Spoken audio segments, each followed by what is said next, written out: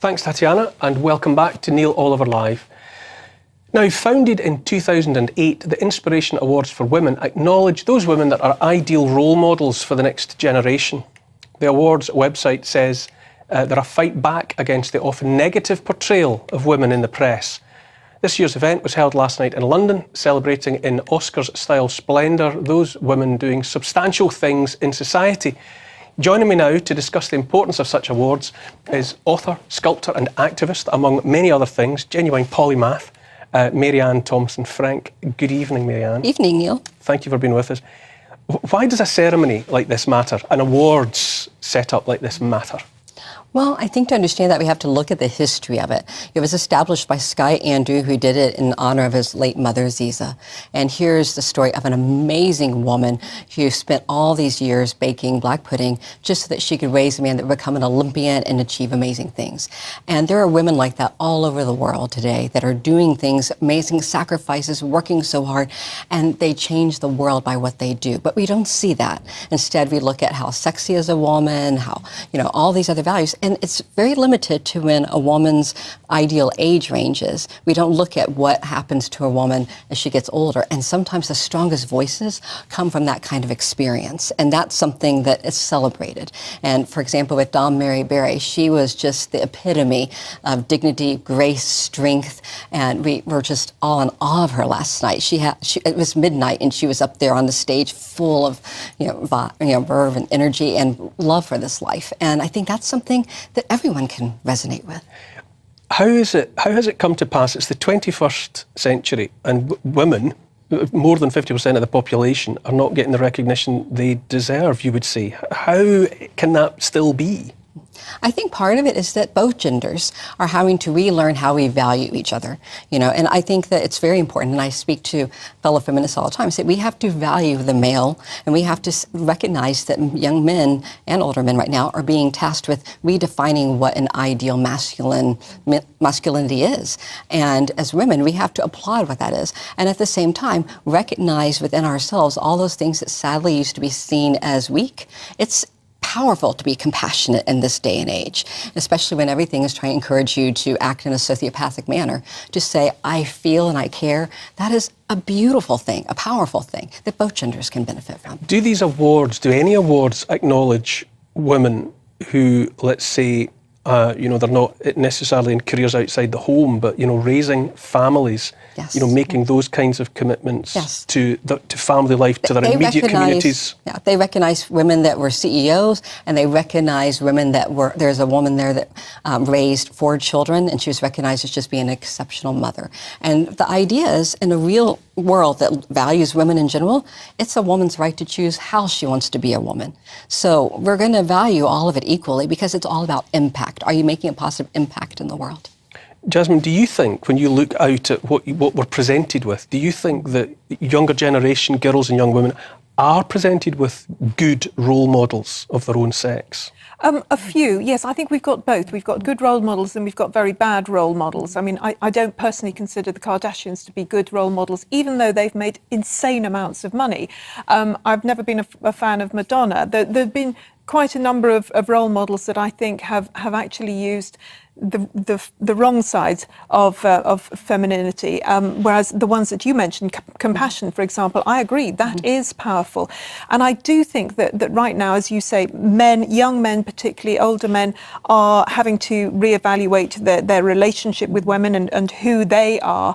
And of course, we also have, it seems to me, a big push to eliminate the existence of women, where we've had a few sort of women events which are essentially celebrating men, men in a dress, basically, and that's how I would see it. So I think there is something that we as women need to stand up for right now, that we are women and we will not be annihilated.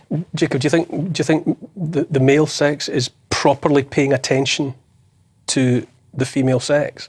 Do you think we are making space for and recognising the kind of role models that we're talking about. Well, I mean, I wouldn't necessarily put it in a kind of man versus woman sense, but I think certainly as a society, there is a lot of temptation at the moment to only value women in terms of vulnerability. And so there's a lot of kind of push for women to see themselves, and especially young women to see themselves as victims of social media or victims of catcalling, as victims of the male gaze or whatever it is. And I think that's kind of really detrimental to especially young women, because it tells them the only way to get ahead in life is to kind of make a victim out of yourself rather than do the kinds of achievements, whether it's in the workplace or in the home or in your community, that require you to kind of think of yourself as a robust, positive person who can make an impact on the world. So it's that vulnerability that I think is kind of detrimental for young women. I mean, I definitely can't let this go by without pointing out that our own Bev Turner here on GBNEWS was given an award last night at this ceremony, which apart from anything else demonstrates that GBNEWS absolutely is the people's channel, because it was a popular vote. It was the public vote that that acknowledged Bev in that way. But having said that, Mary Ann, did the event get media attention? Did it attract coverage? I think it did. Because, right now people feel very strong. And like, for example, is what you were just saying a moment ago, there are women that have been victims and have still become incredibly strong. And so, to me, I think one of the strengths that we heard last night is whether it was a victimization from, maybe it was a sexual accosting, or it might have also just been, there were women that had actually been, migrants who had survived great struggles in order to become heads of their own corporations. So I think the idea is that you don't have to choose between. Life may have created you and put you in a situation where you're victimized, but you can choose your strength and your path, and that's what we're celebrating.